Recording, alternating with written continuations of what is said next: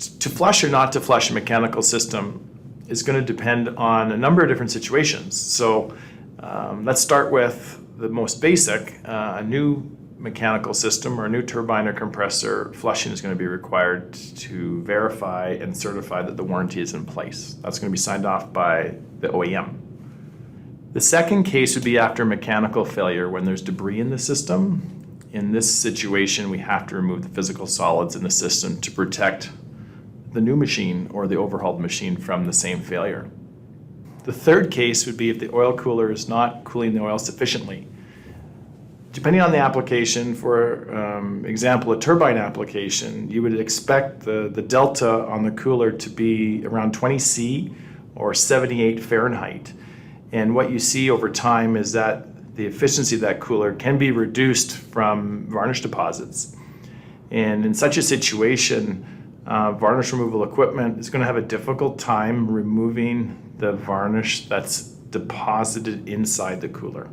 So in such a case, you may need a product like EcoRem, which is an environmentally friendly chemical cleaning agent that would be used on a short-term basis. You would splice into the cooler, you'd flush it out for a day or two, and then flush that system with new oil, and then return it back to the mechanical system. In that case, you would normally start seeing the delta where it needed to be or where it should have been in the first place. Another situation is if the oil specifications are outside of scope or outside of specification. Normally, within a certain degree of reasonableness, we would put a lube oil conditioner like SVR on that system for 3 to 4 months before an oil was changed. Okay? And by doing that, you can return the chemistry properties back to where it should have been. But more importantly, you're desaturating the lubricant so that any varnish or deposits created from that lubricant will be dissolved and forced back into solution. So when you can do that, then you can avoid a flush.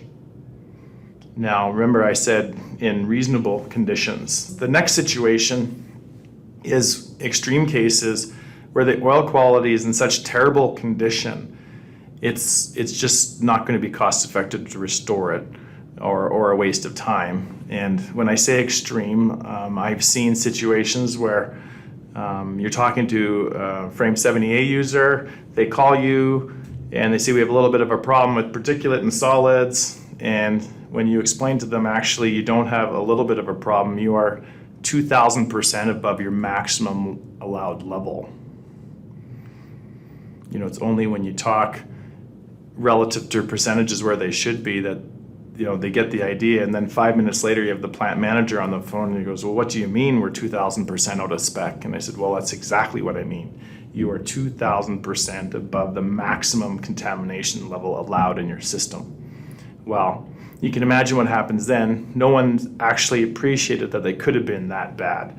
But I'm not going to recommend a lube oil conditioning system in that situation. You're going to have to drain that system. You're going to have to flush that system. You're going to have to incur the downtime to flush that system. And then you're going to have to put new oil in that system and start over again. So even in that situation, starting over is not necessarily the worst case scenario, because now you can put a lube oil conditioning system like SVR on there and then maintain that chemistry moving forward so that there's no surprises down the road.